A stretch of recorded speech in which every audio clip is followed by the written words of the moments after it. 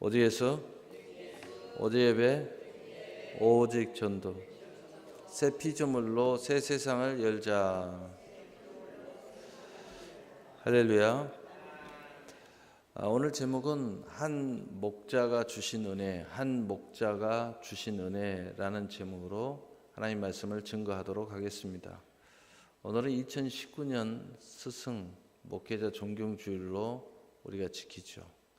지키는 이유는 바로 이 통로가 하나님의 은혜의 통로고, 바로 이 은혜의 통로에 하나님의 놀라운 계획이 있고, 또 우리의 삶에 놀라운 약속이, 그 약속을 성취하는 모든 하나님의 섭리가 있다고 우리는 믿기 때문에 우리가 다시 한번 이것을 짚어보면서 특별히 이 주간을 가져보는 것입니다.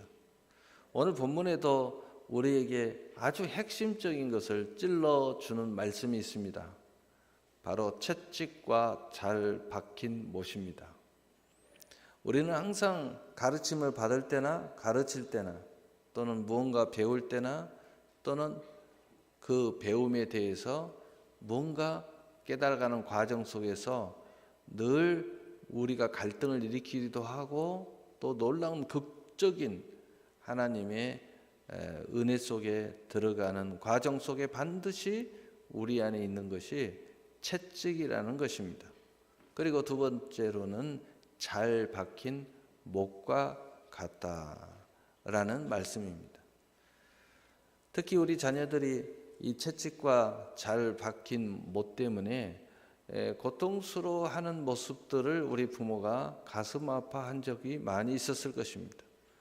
그러나 이 모든 과정은, 또 이 은혜라고까지 말씀하시는 이 모든 것은 한 목자가 우리에게 주신 바라고 말씀하고 있습니다. 이 모든 것들이 한 목자장 되신 예수 그리스도 여호와 하나님으로 말미암아 다 이루어지게 된 것이라는 것입니다. 사실 우리가 천지 만물을 창조하시고 경영하시고 처음과 나중이신 하나님, 우리의 인생의 모든 것의 생사업을 주관하시고 또 결정하시는 이 모든 천지 만물을 경영하시는 하나님, 그 하나님의 섭리를 볼 때에 이 세상에 우연은 없습니다. 이 세상도 한순간에 되어지는 것도 없습니다. 모든 것이 하나님의 절대적인 기쁘신 계획에 따라 그 예정과 섭리, 그리고 우리가 하나님과의 약속에 따라 그 모든 것들의 믿음의 진보를 통하여 이루어지게 되고 있고 된다고 성경은 기록하고 있는 것입니다.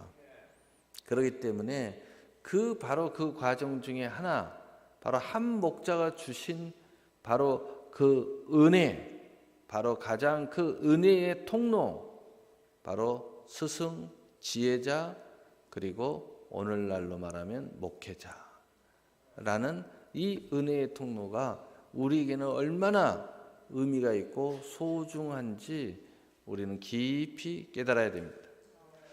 그러나 이 마지막 시대는 여러분이 잘 알지만 불순종의 시대요, 교만의 시대요, 자기 주장의 시대입니다. 그래서 이 교훈의 이 통로를 거부하는 시대입니다. 그리고 스스로 교사 되려고 하고, 또 스스로 선생 되려고 하고, 스스로 목회자가 되려고 하는 시대입니다. 좀 나은 것은 이제 많은 것들을 배우고자 하지만 이미 성경에 나와 있지만 자기의 마음에 맞는 교사를 세워 그 사역을 쫓아가는 시대가 이 말세의 시대라고 말하는 것입니다. 그러니 자기 마음에 드는 스승을 세우고, 자기 마음에 드는 교사를 세우고, 자기 마음에 드는 목회자를 세우니 거기에 채찍과 잘 박힌 못은 있을 수가 없습니다. 그러므로 한 목자가 주신 결코 은혜의 통로가 될 수 없음을 우리가 알 수 있습니다.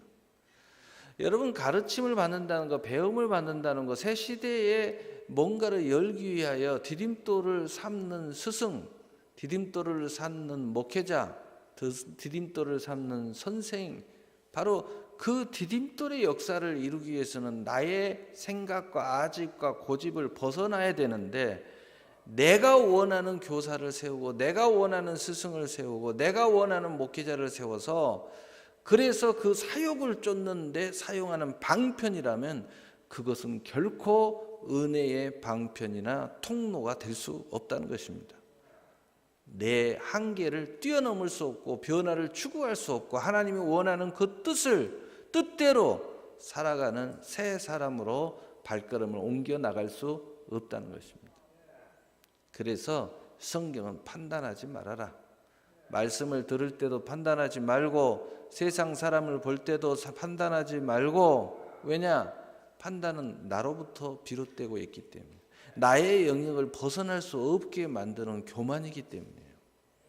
내가 날마다 발전하고 내가 날마다 하나님이 바라고 원하는 새 사람으로 나아가고 내가 원하는 막연한 비전이지만 꿈꾸는 그 비전의 세계로 뛰어 들어가기를 원한다면 나라는 존재를 깨부셔야 되기 때문에, 그래서 바울은 일찍이 갈라디아서 2장 22절에 내가 그리스도와 함께 십자가에 못 박혀 죽었나니 나는 이제 내가 산 것이 아니요 내 안에 그리스도께서 사신 것이니라 라고 말하면서 철저히 자기 자신을 깨부셨습니다.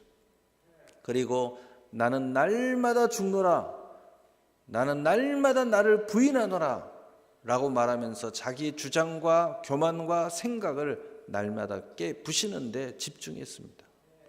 그래야 하나님의 뜻이 내 안에 들어오고, 그래야 하나님의 가르치는 한 목자의 은혜가, 은혜의 방편이, 은혜의 통로가 우리에게 열려진다는 것을 알고 있었기 때문이라는 것입니다. 자, 그렇다면 우리가 먼저 첫 번째는 목자의 유형에 대해서 살펴보겠습니다. 목자, 이 스승 유형에 대해서는 첫째로 선생이라는 유형이 있습니다.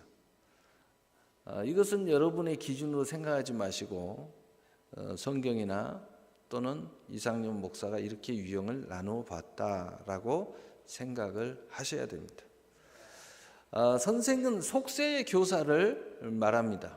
세상의 목적을 따라 스스로 선생이 된 교사요, 또 세상의 열매만을 위하여 열심히 교사나 선생의 역할을 하는 것입니다. 그래서 세상의 한계를 뛰어넘지 못합니다. 세상에 집중하게 만들고, 그리고 세상의 욕망과 그리고 세상의 뜨거운 이 모든 죄악과 또 타락으로 인도하는 문이 될 수도 있다는 것입니다. 두 번째로는 스승이라는 유형입니다. 이 스승은 말 그대로 삶에서 본이 되는 선생을 말합니다.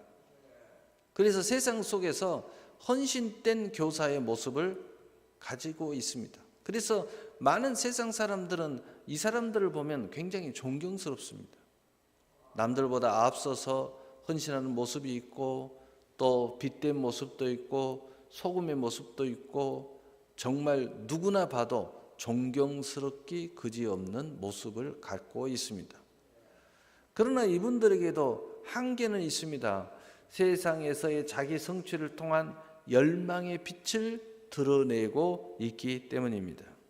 그 열망의 빛이 나타나게 될 때에 결국은 세상이라는 한계를 드러내고 맙니다. 그래서 이 스승에게는 엄청난 세상의 자기의 도성이 발견되지 않을 것 같은데 그 안에 그것이 서 있는 것을 우리가 보게 됩니다. 그래서 세상의 한계를 뛰어넘지 못하는 모습을 보게 돼요. 셋째로는 목자라는 유형의 스승입니다. 교사입니다. 목자입니다. 바로 그리스도의 종이 된 스승을 말합니다. 목자장 대신 예수 그리스도의 명을 받은 영적 목자, 오늘날 말하면 목회자를 이야기하는 것입니다. 교회 안에서는. 세상 안에서는 여러 가지 모습들이 있겠죠. 성각자일 수도 있고, 낮은 자리에서 NGO 단체의 어떤 모습일 수도 있고, 가정에서는 믿음 좋은 엄마나 또는 아빠의 모습일 수도 있겠죠. 그러나 영적인 모습으로 목자다 목자라고 통일해 봅니다. 이 사람들은 자기 부인을 통해서 철저히 주의 종으로 목자의 역할을 합니다. 선생과 스승과 목자는 조금 다릅니다. 선생이나 스승은 본이나 또는 가르침에 집중하고 그리고 제자를 나름대로의 제자를 양육하는 데 집중하지만 목자는 때로는 하나님 같기도 하고 때로는 예수님 같기도 하고 때로는 성령님 같기도 하고 때로는 아버지 같기도 하고 때로는 어머니 같기도 하고 때로는 정말 선생 같기도 하고 때로는 친구 같기도 하고 때로는 낮은 자리에서 열심히 섬기는 종 같기도 하고 다양한 모습 속에서 그 모습이 그러나 그 영적인 힘이 대단한 모습 절대적인 하나님 삼일체 하나님의 권능을 가지고 이 일을 해 나간다는 것입니다. 마치 자기의 자식을 양육하는 것처럼 마치 자기의 부모를 섬기는 것처럼 마치 예수님에게 대하는 것처럼 하는 그 모습을 가지고 있다는 것입니다. 바로 그것이 목자입니다. 바로 그것이 성경에서 말하는 목자를 이야기하고 있습니다. 그래서 야고보서 3장 1절은 이렇게 말합니다. 내 형제들아 너희는 선생된 우리가 더 큰 심판을 받을 줄 알고 선생이 많이 되지 말라라고 말씀하고 있습니다. 선생이 되면 세상의 한계를 뛰어넘을 수 없기 때문에 큰 심판이 따를 수밖에 없습니다. 이는 이 세상에 갇혀있는 모든 선생이요 가르침이요 그 결실을 추구할 수밖에 없기 때문에 결국은 멸망의 마침이 될 수밖에 없습니다. 그래서 베드로전서 5장 2절 4절은 이렇게 말합니다. 너희 중에 있는 하나님의 양 무리를 치되 억지로 하지 말고 하나님의 뜻을 따라 자원함으로 하며 더러운 이익을 위하여 하지 말고 기꺼이 하며 맡은 자들에게 주장하는 자세를 하지 말고 양의 무리의 본이 되라. 그리하면 목자장이 나타나실 때에 시들지 아니하는 영광의 관을 얻으리라. 저도 부모도 여기 있는 교사도 모든 사람이 이 말씀을 기억해야 될 줄로 압니다. 목자장 대신 주님의 뜻을 쫓아 하나님의 기쁘신 계획을 이루기 위하여 모든 족속으로 제자를 삶은 목자로서의 사명을 감당해야 된다는 것입니다. 여러분이 어디에 있든지 부모의 위치에 있든지 자녀의 위치에 있든지 직장의 위치에 있든지 교사의 위치에 있든지 어떤 위치에 있든지 바로 이 하나님의 뜻과 선한 기쁘신 선한 목적을 달성하는 데 집중해야 된다는 것입니다. 그렇게 될 때 영광의 관을 얻게 될 것이라는 것입니다. 또한 영적인 제자들이 또한 주님의 뜻을 쫓아 모든 선의 뜻을 이루어가게 될 것이고 바로 우리처럼 바로 잘 감당하는 그분처럼 모두가 영광의 관에 함께 참여하게 될 것이라는 것입니다. 그렇다면 우리는 분명하게 의미를 알았고 옳은 교사가 어떤 교사인지, 옳은 스승이 어떤 스승인지, 옳은 목회자가 어떤 목회자인지, 옳은 부모가 어떤 부모인지, 옳은 자녀는 어떤 자녀인지 우리의 위치와 직임 속에서 반드시 영적인 목자의 역할을 감당해야 됩니다. 그렇다면 이 영적인 목자를 왜 잘 감당해야 되고 또 우리는 이 목자의 역할을 하는 사람과 잘 합력해야 되느냐, 또 그것이 왜 우리에게 중요하느냐, 왜 이 마지막 시대는 이 관계를 깨트리는 데 집중하고 있고 이 은혜의 통로를 다 깡그리 무너뜨리는 데 집중하고 있을까? 간단하죠. 마지막 시대는 사탄의 역사가 굉장히 강하기 때문에 여러분의 은혜의 통로를 다 깡그리 망가뜨리고 있는 거죠. 그러나 영적으로는 이것이 하나님의 은혜의 통로요 축복의 통로라고 말하고 있는 것입니다. 왜 축복의 통로가 될까요? 이제 몇 가지 쭉 열거해 보겠습니다. 첫 번째로는 바로 이 은혜의 통로는 세우는 터라고 말씀하고 있습니다.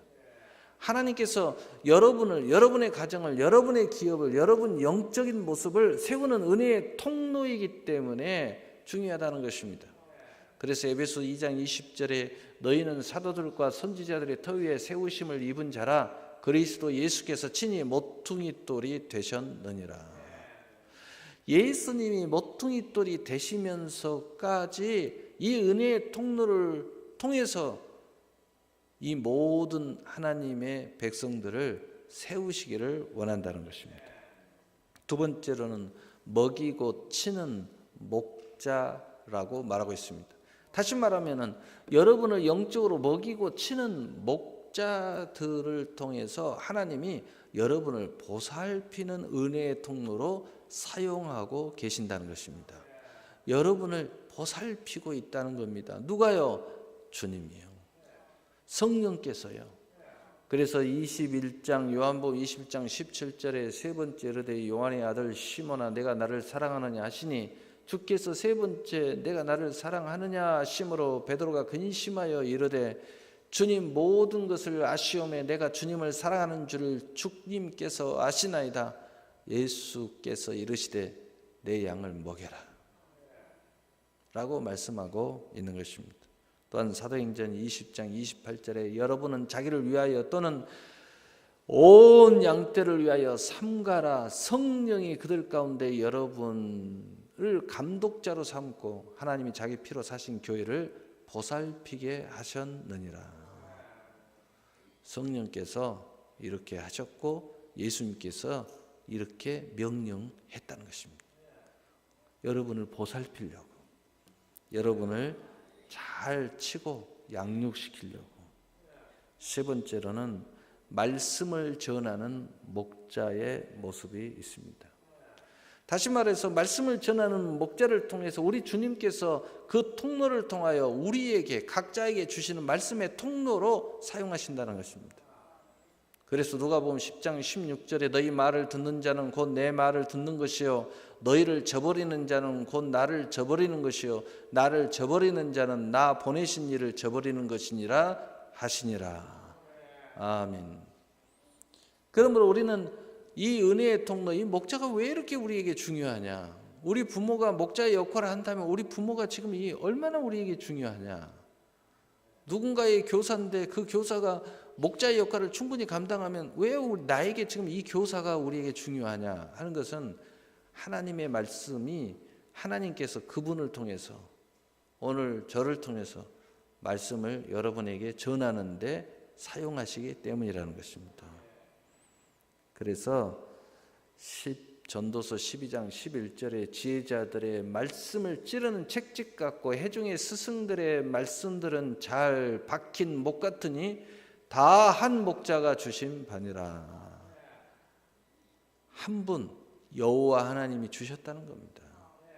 주님께서 우리에게 주셨다는 거예요. 성령께서 우리에게 주셨다는 것입니다. 네 번째로 주님의 권을 가진 종이라는 것입니다. 주님의 한 지체 속에서 은혜의 통로의 역할을 한다는 것입니다. 이 목자는 바로 주님의 권을 위임받은 사람들로서 그 사람이 그것을 누리고 사용하는 것이 아니라 그 사람을 통해서 하나님께서 그 권을 여러분을 위해서 사용하는 은혜의 통로로 삼으셨다는 것입니다. 여러분 좀 쉽게 이야기하면 그분이 갖는 지혜의 통로가 있다. 그럼 여러분이 상담을 해서 문제를 해결받을 수도 있다는 것입니다.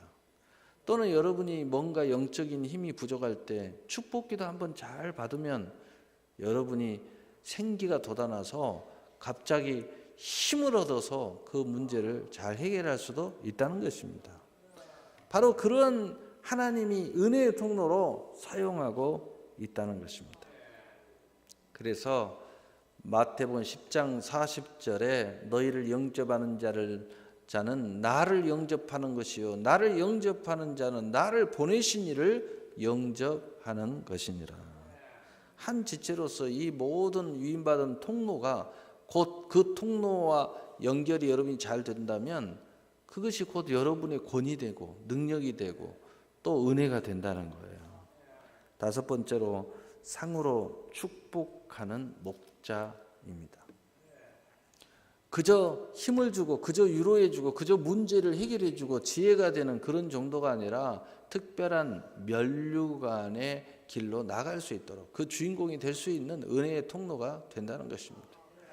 그래서 마태복음 10장 41절 42절에 선지자의 이름으로 선지자를 영접하는 자는 선지자의 상을 받을 것이요 의인의 이름으로 의인을 영접하는 자는 의인의 상을 받을 것이요 또 누구든지 제자의 이름으로 이 작은 자 중 하나에게 냉수 한 그릇이라도 주는 자는 내가 진실로 너희에게 이르노니 그 사람이 결탄코 상을 잃지 아니하리라 하시니라.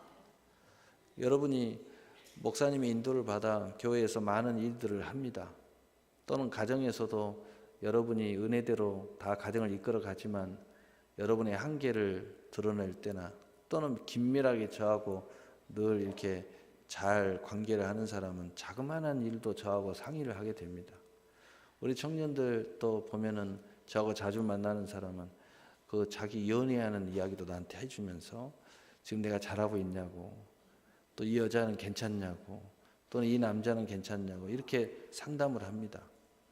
그런데 여러분 하나만이 아니라 저하고 같이 하게 되면 저에게 하나님의 예비된 상과 멸류관 기름 부음이 공유된다는 거예요.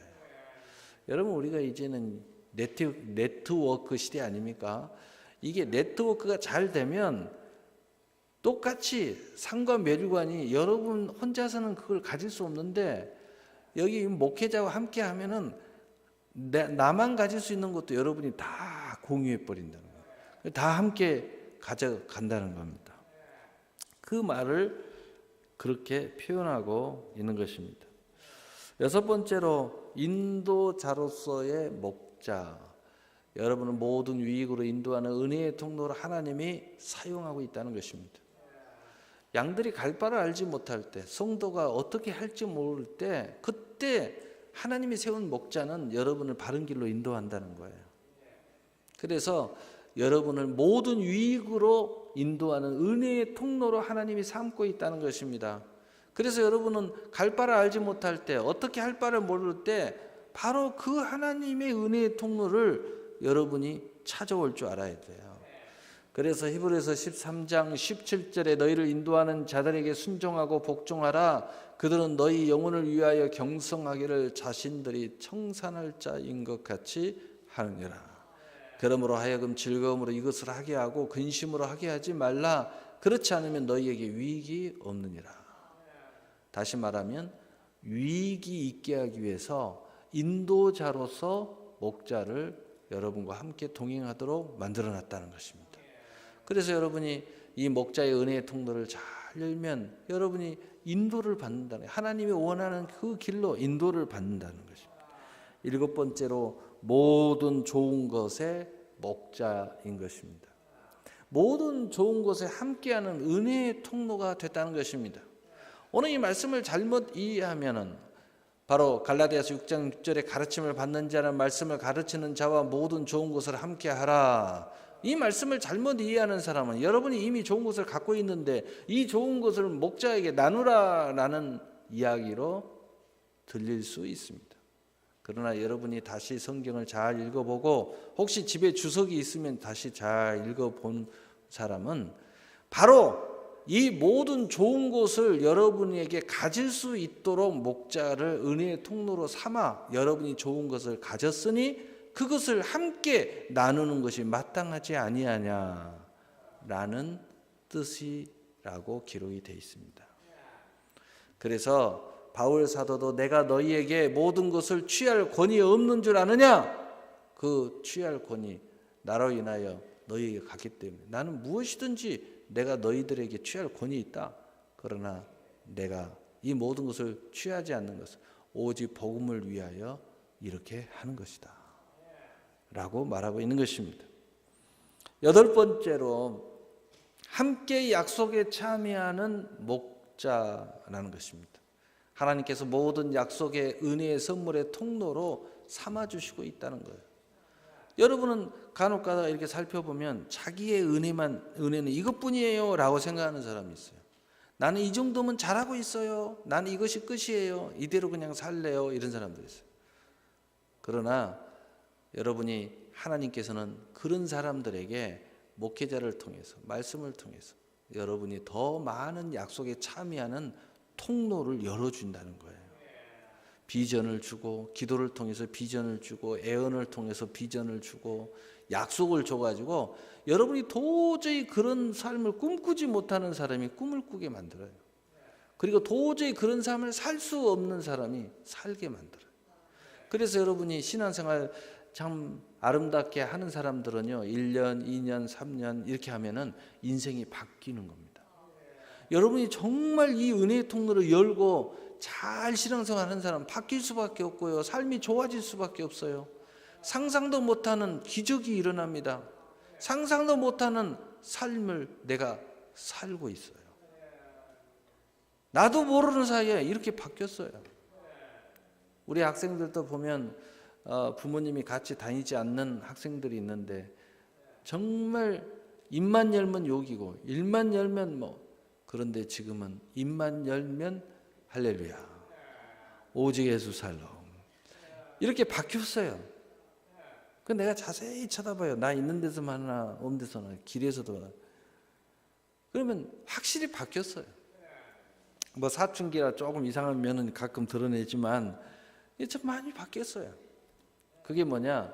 하나님은 이 은혜의 통로, 내가 그 통로가 없을 때는 안 되는데 이 목자라는 통로를 하나님이 사용하시는 통로를 열고 있으면 내가 원래 가지고 있는 약속보다 더 놀라운 약속의 세계로 나가게 된다는 것입니다. 얼마나 놀랍습니까? 그래서 에베소 3장 6절 7절에 이는 이방인들이 복음으로 말미암아 그리스도 예수 안에서 함께 상속자가 되고 함께 지체가 되고 함께 약속에 참여하는 자가 됨이니라. 이 복음을 위하여 그의 능력이 역사하는 대로 내게 주신 하나님의 은혜의 선물을 따라 내가 일꾼이 되었노라. 여러분, 이 모든 약속에 참여시키려고 이렇게 목자들이 일꾼이 돼가지고 열심히 일하고 있다는 겁니다. 그리스도와 함께한 상속자로 참여시키려고. 할렐루야. 얼마나 놀랍습니까? 바로 이러한 우리가 8가지 정도를 이 하나님께서 이 은혜의 통로, 이 목자라는 통로를 통하여 우리에게 성취하고 있다고 한번 정리해 봤습니다. 그렇다면 오늘 마지막으로 한 목자가 주신 은혜의 실제가 된 목자들과 성도들에 대하여 한 2가지 말씀하고 마치려고 합니다. 첫째로 현세의 실제가 된 힐튼, 호텔의 제왕이라고 불리우죠. 지금도 뭐 제일 앞장서는 것 같아요. 뭐 달에 제일 먼저 호텔을 짓겠다, 뭐 이런, 이미 그 프로젝트가 시작한 지 오래됐죠. 그리고 벌써 왔다 갔다 또 3번이나 지금 했다고 그러죠. 진짜 저질라나 궁금해요. 그런데 바로 이 여러분도 다 아는 이 호텔이 원래 그런 대단한 사람은 아니었습니다. 이분에게는 목자인 어머니가 있었습니다. 어머니가 목자의 역할을 잘한 거예요. 그래서 힐튼을 믿음의 사람으로 잘 양육했습니다. 그런데 어찌된 연문지 힐튼은 옆으로 삐뚤어져 가기만 했습니다. 그래서 평범 이하로 살았습니다. 힐튼은 그런 사람이었어요. 평범 이하의 사람이었습니다. 그런데 어머니가 그렇게 기도하고 가르쳐도 안 되면서 마지막에 하나님 품으로 떠나면서 유언을 남겼다고 합니다. 저도 직접 그 유언하는 장면은 거기에 없었기 때문에 모르는데 기록에 보니까 이 3가지가 기록이 돼 있다고 그래요. 첫째는 주의를 거룩히 지켜라 힐튼아. 그래서 모든 날을 하나님이 너를 축복하는 날이 되게 해라. 2번째로는 목사님의 말이 하나님 말씀을 여기고 순종해라. 그래서 하나님이 늘 너와 함께 말씀으로 동행하기를 원한다. 3번째는 11조를 꼭 하나님께 드려라. 그래서 이 세상의 모든 재물이 내가 마음대로 사용하기를 원한다. 이렇게 가셨다고 합니다. 참 죽을 때 잘해야 돼요. 제가 요즘에 간증 많이 들어보는데요. 죽으면서 유언 잘해가지고, 죽으면서 아내가 남편에게 말 한번 잘해가지고요. 남편이 그렇게 신앙생활을 열심히 해요. 왜? 그 아내가 죽으면서 우리 천국에서 나 보고 싶어 안 보고 싶어? 보고 싶어. 그러면 열심히 교회 다녀요. 그 아내를 못 잊어가지고 열심히 교회를 다녀요. 이 힐튼 어머니도 죽으면서 이 멋지게 유언을 해가지고 힐튼이 인생이 바꿉니다. 힐튼이 이제 교회도 열심히 다니고 이제 성실하게 살려고 하면서 직장도 얻어보려 하니까 자기 능력이 너무 중간 이하다 보니까 우리 한국으로 보면 모텔 청소부밖에 할 일이 없어요. 그래서 모텔에 가서 청소부부터 일을 시작했어요. 성실하게 살려다 보니까 하는 게 아무것도 없어. 뭐 인생을 그렇게 살았으니까 할 게 없는 거야. 공부를 열심히 했나, 뭐 열심히 기술을 배웠나, 뭐. 청소부터 시작한 거야. 그런데 얼마나 성실하게 하는지 주인이 지배인으로 발탁을 했고 또 수년 후에는 사장이 되었고 그 경영이 얼마나 탁월한지, 배운 것도 없는데 어떻게 경영이 탁월했을까? 저는 생각해요. 기도를 많이 해서 그렇다고. 하나님의 성령의 은사를 통하여 그렇게 됐을 거라고. 그래서 수많은 투자가들이 제 발로 찾아와 힐튼을 만나기 시작했고 그 후에 힐튼이라는 이름으로 호텔이 지어지기 시작했습니다. 여러분이 잘 아다시피 호텔의 제왕이라는 명예를 얻게 되었습니다. 얼마나 놀라운 것입니까? 여러분도 힐튼 같은 많은 사람들이 나왔으면 좋은데 여러분 그런 부모님이 없다, 나는 안 되겠네요 하지 말고 여러분이 그런 목자가 되십시오. 또 그걸 원하면 좀 저하고 자주 보자고요. 그러면 아무래도 뭐 좀 좋아지지 않겠습니까? 성경을 좀 가까이 하세요. 주야로 말씀 묵상하고 날마다 근신하게 깨어 기도를 하세요. 그리고 승리한 믿음의 선진들의 간증을 좀 요즘에 많이 있잖아요. 자료가. 열심히 읽어보시고 그러면 여러분에게도 이런 은혜가 있을 줄로 압니다. 두 번째로 성경의 실제가 된 엘리사와 한 여인의 이야기를 좀 해보려고 합니다. 성경 열왕기 하 4장 1절 7절에 보면 엘리사 목자에게 한 여인이 찾아옵니다. 엘리사에게 내게 무엇을 원하느냐라고 물으니까 하는 말이 저희 남편이 죽었습니다. 남편이 하나님 얼마나 경외하는지 아시죠? 그 남편이 누구냐? 엘리사의 제자였습니다. 학생이었어요. 그러니 저희의 문제를 해결해 주세요. 남편이 갑자기 죽는 바람에 빛으로 인하여 두 아들을 종으로 팔려가게 생겼어요. 엘리사가 그럼 너희가 가진 것이 무엇이냐? 아무것도 없는데요. 그래. 잘 생각해 봐라. 기름 조금하고 그릇 몇 가지 있습니다. 아, 그거면 됐다. 그러면 그릇을 준비하되 빌려서라도 그릇을 많이 준비해라. 그러니까 준비하고 집에 문을 닫고 그 기름을 빈 그릇에 따르라고 합니다. 그 말에 순종해서 그렇게 합니다. 기적이 일어났습니다.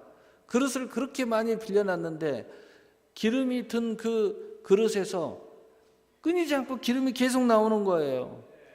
그런데 빈 그릇, 빌려온 그릇이 다 차자 더 이상 기름이 나오지 않습니다. 이 기적이 일어났는데 그대로 두고 다시 하나님의 사람 엘리사를 찾아갑니다. 그리고 하나님의 행하신 기적을 간증합니다. 그때 엘리사가 말하기를 그것을 팔아라. 그리고 빚을 갚아라. 그리고 나머지는 두 아들과 함께 생활하라고 말합니다. 한 여인과 두 아들은 하나님의 축복을 이렇게 이루는 것을 보게 됩니다. 첫 번째로 엘리사를 통해서 하나님의 축복의 문을 열어 문제 해결하는 것을 보게 됩니다. 두 번째로는 준비한 빈 그릇만큼 축복을 받았다는 것입니다. 믿음은 언제나 준비한 대로 받습니다. 언제나 심는 대로 받습니다. 언제나 기도하는 대로 됩니다. 언제나 심는 만큼 거둡니다. 믿음대로 될지어다. 세 번째로 축복을 목사와 함께 함으로써 간증과 증거를 통하여 기쁨을 나눔으로써 빚을 갚고 생활비로 자유하게 되는 것을 보게 됩니다. 많은 사람들이 혼자 고민해요. 그런데 어떤 사람은 수시로 찾아와서 목사님과 상담을 해서 목사님 이거 어떻게 해요? 이렇게 하세요. 자기가 그대로 했더라면 마음의 부담이 있었을 텐데 목사님이 말함으로써 자유를 얻어 행하는 것을 보게 됩니다. 바로 이러한 지혜가, 은혜가 있어야 돼요. 목사님이 이렇게 하라 했어. 그리고 자유하면 되는 거예요. 바로 이분들이 그렇게 했다는 것입니다. 하나님이 주는 것을 마음껏 그냥 생활비로 썼어요. 왜? 엘리사가 그렇게 하라고 그랬으니까. 마음대로 써라 말이에요. 빚을 갚아라 말이에요. 그리고 너희 둘이 마음대로 써라. 그것이 하나님의 은혜였다는 것입니다. 오늘 말씀은 결론을 내리겠습니다. 그의 다수의 실제가 얼마든지 있음을 우리는 압니다. 성경 안에도 있고 우리 주변에도 있고 우리 안에도 있습니다. 그 은혜의 통로를 얼마나 열고 그 은혜의 통로를 얼마나 가까이 하고 또 얼마나 함께 동행하느냐에 따라서 얼마든지 이 은혜가 열려지는 것을 보게 됩니다. 여러분 우리 자신을 한번 살펴보십시오. 내가 기적을 열고 또 놀라운 일이 있었고 어려움을 극복했을 때에 그때 이 목사와의 관계를 한번 생각해 보세요. 그리고 지금 혹시 누주에 있다면 지금은 어떤 설정이 되어 있는가를 한번 살펴보십시오. 하나님은 천국 갈 때까지 계속 그렇게 되기를 원하십니다. 우리는 세상에 살면서 하나님의 나라를 품고 살며 하나님의 나라의 백성으로 입성을 바라보고 그리스도인의 길을 갑니다. 우리 모두의 머리 되신 그리스도를 따라서 한 목자가 주시는 은혜의 통로를 통해 힘써 나감으로 금생과 내생의 영광에 관해 주인공이 되어야 할 것입니다. 사랑하는 새나라 교회 여러분, 바로 여러분이 그 주인공이 되십시오. 때로는 목자가 되시고 그리고 그 목자의 또한 성도가 되시고 또는 거기에 제자가 되시고 우리 모두가 목자 되면 좋겠어요. 그래서 수많은 제자를 삼고 거기에 하나님이 기뻐하는 산성전을 세우게 되었으면 좋겠어요. 바로 여러분이 그 주인공이 되시기를 예수님의 이름으로 축복합니다. 사랑의 하나님 아버지 감사합니다. 한 목자가 주신 은혜가